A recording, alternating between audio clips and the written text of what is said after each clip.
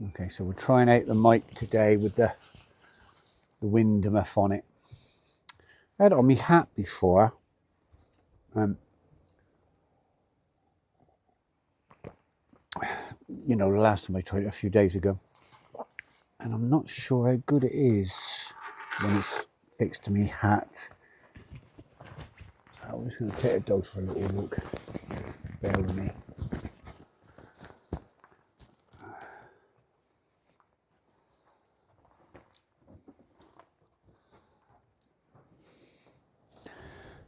And here comes the wind. Oh, come on. Good dogs. Chill out.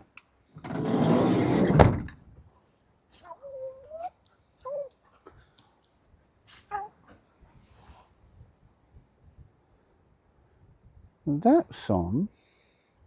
Oh, I've got to stop it. Turn it round and start again. All right. You can't switch from front to back while you're filming, which is a bit inconvenient. Not the end of the world though. So, Mr. Apple, if it does occur to you to upgrade phones again, make that facility available. River Severn, which is a bit blustery today. And there's the lower load in, which is also a nice pub. Have a bit of music on the weekends, and it's a campsite. So if you want to be right next to the pub instead of watching from across the river where I am, you can pay, I think, 10 quid. I don't know what it is now. It was 10 quid last time I stayed. So you ready, dogs? Come on.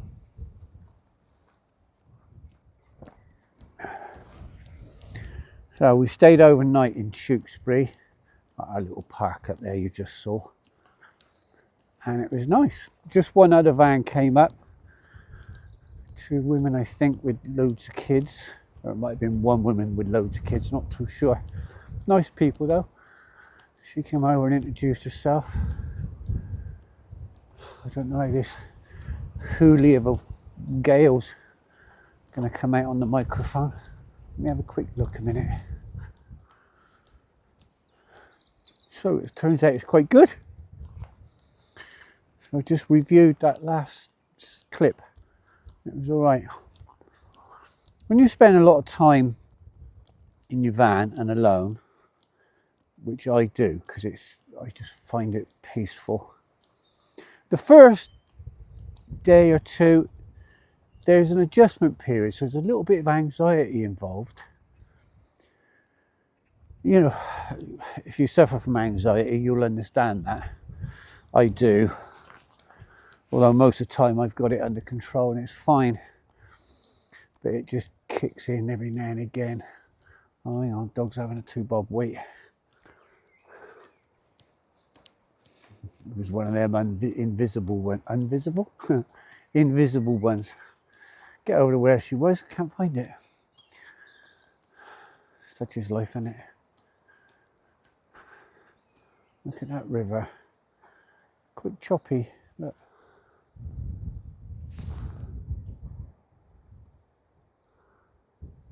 Wouldn't want to be on there today with a canoe or something. Anyway, moving on from the anxiety thing. I'm 68 now. And at my age, I don't know if it's everybody, it might just be me, because I have time, I suppose, to think about stuff. You reflect quite a lot. And which we all do sometimes, even as a young person, you can reflect on things you've done a little way in the past, you know. And quite often, I've heard other people say it about regrets, you know, I wish I hadn't done this and wish I'd done that, and regrets. And I do understand that. But personally, I'm aware of things I could have done better, I could have not done, I could have behaved better, I could have just generally been a better person and not have made what I see now as mistakes. But So many people want to live in that state of regret, just sort of wallow in it, which is not the way to. It's no good for you. You can't do that. Yes, we can be regretful, but you mustn't wallow in it because this wind is blowing a hoolie. Because it will just make you unhappy and miserable, and it'll affect what your life is, the quality of your life.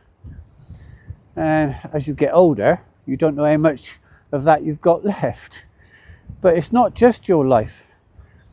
If you're in a state of continually regretting this and regretting that and wishing this and wishing that, you're not performing as a, functioning as a complete human being, because you're engrossed in that all the time. So you mustn't regret. Recognize regrets, accept them, put them away, and move on.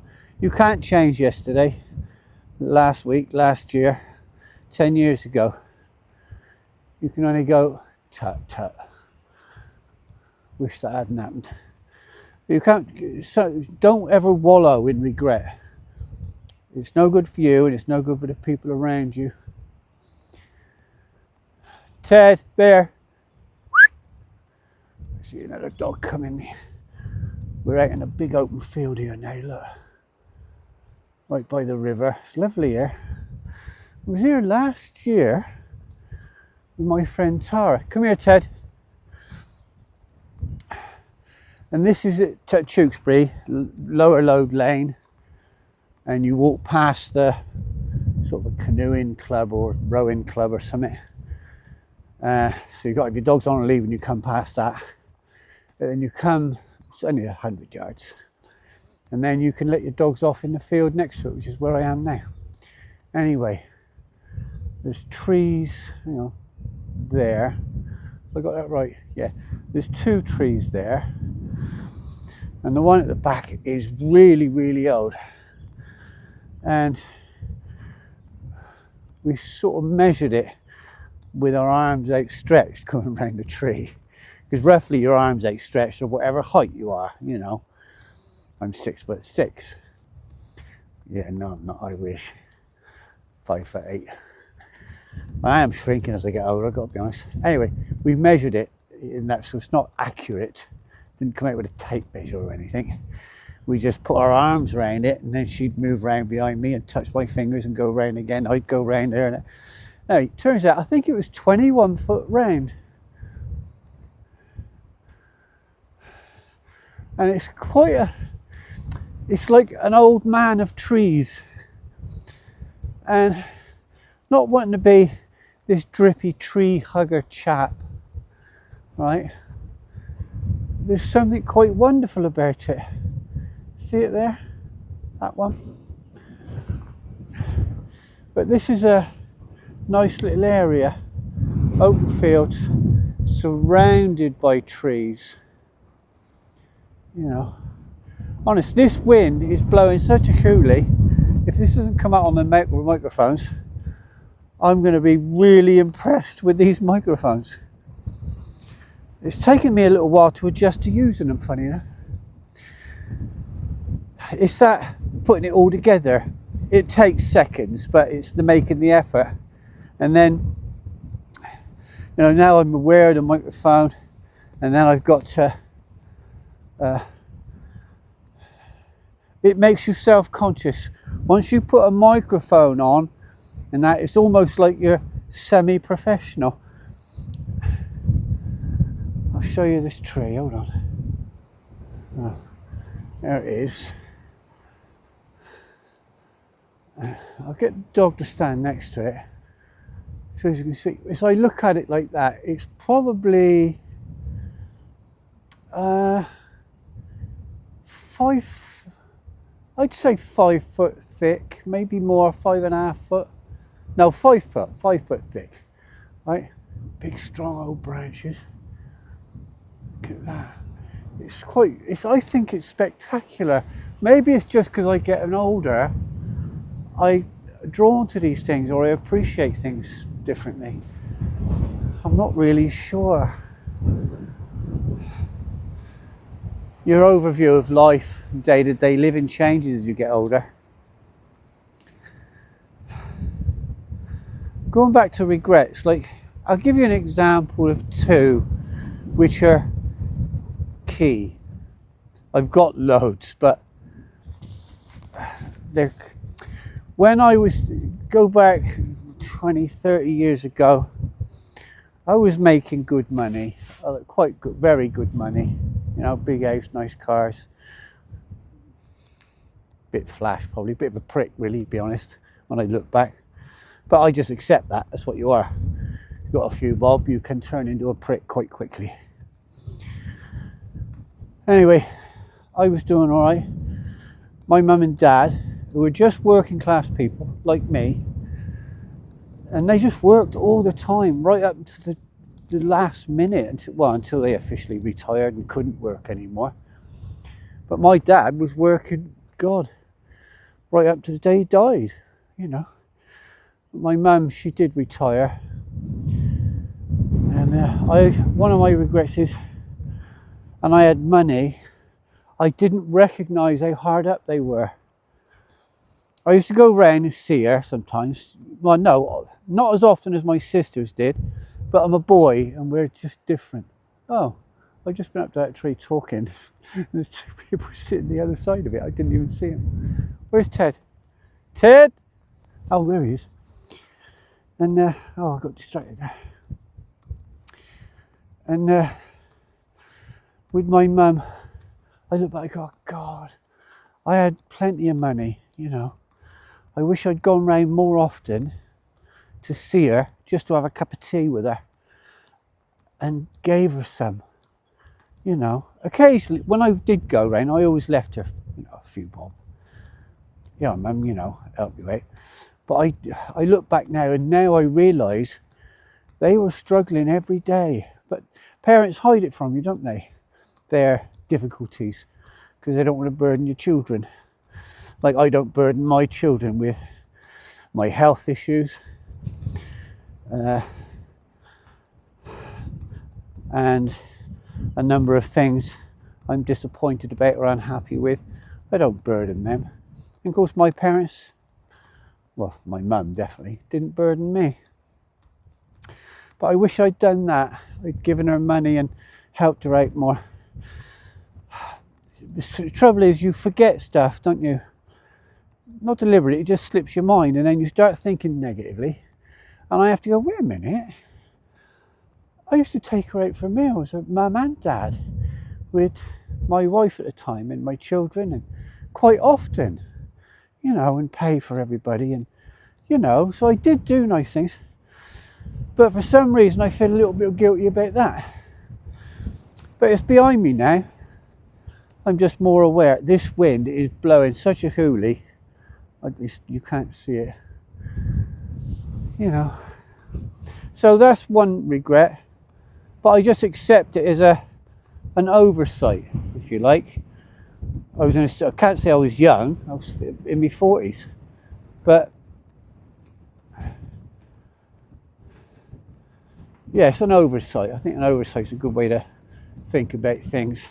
You mustn't beat yourself up. And the second regret, which is not an oversight, but my son had cancer and he passed away. I can't talk about this very long because it's a difficult one. And long drawn out process, and it was terminal. And we were all at the hospital. Well, I say we all. I was there, my ex-wife, my other 3 children, and Joe was in a bed. And I'd instructed the doctors to up his morphine, knock him out, you know. It was just not very nice. So they'd done that. So he was just asleep, really, struggling to breathe and things like that. And then he went, oh, we got called in. I was absolutely knackered. So I went in the other room while my wife, ex-wife, kids were in with Joe. And effectively his stepdad, who I didn't get on with, but that's another story. And my second oldest son, Charlie, came running in. Could have been only, probably 10 or 11. I went, Dad, Dad, Dad, Joe, stop breathing.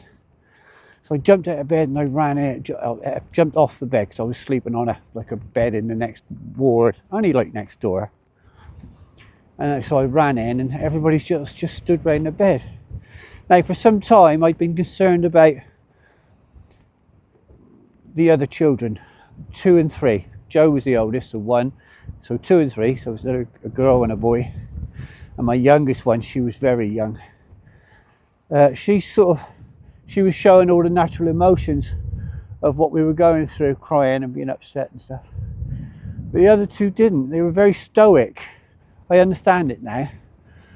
But I thought they were just blocking it out or holding it in, and I was really worried about them. So anyway, Joe was going to slip away, and the doctor was there, and I was stood behind the 2 children that I was concerned about, with my hands on their backs or shoulders or something. And they were just stood there, still, silent, motionless, you know. And which was, you know, it was sort of like the right thing to do. Although it turned out they were much more stoic than I realised, and they're sort of all right. But the thing I regret about that whole incident is I wish I'd got on the bed with him while he slipped away. But again, I could dwell on that all day, every day, couldn't I? If I wanted. And if I did, it would make me a lesser person for the people that are around me now. You know, you have to go, that was awful. Put it in a little box at the back of your mind. And continue. It sounds very cold even as I'm saying it. But it's not a coldness thing. It's a survival thing. And a protection and a way of protecting the other people around you in your life. You know, they're all grown up now. You wouldn't want them worrying about me, you know, sad, depression, whatever. You don't want that. So, wallowing in regret and self-pity can only do you harm, and all the people around you that care for you, to whatever level or degree that is. You know. Anyway, if you do respond to this by comments, don't be saying, oh, I'm sorry this, I'm sorry that. I don't need all that, you know, because I won't respond anyway. But if you think those things, thank you. But this is life. I'm not the only person in the world who's had tragedy or upset or bereavement, grief, any of those things, you know, heartbreak. Everybody has at some point, somewhere. Oh, now I sound like a gloomy bastard. I feel I just brought myself down. Shouldn't have done that. I'm done now, so I'll put it out. So it's just me having a little walk with the dogs and just giving you a view on life, if you like, to a degree. Anyway, the funny is, it's blowing a hoolie, right? And I'm getting bloody hot. I'm cooking here. Sun's out, see? Anyway, I gotta go now. So, till next time, see you later. Bye for now. Bye, bye, bye, bye, bye, bye.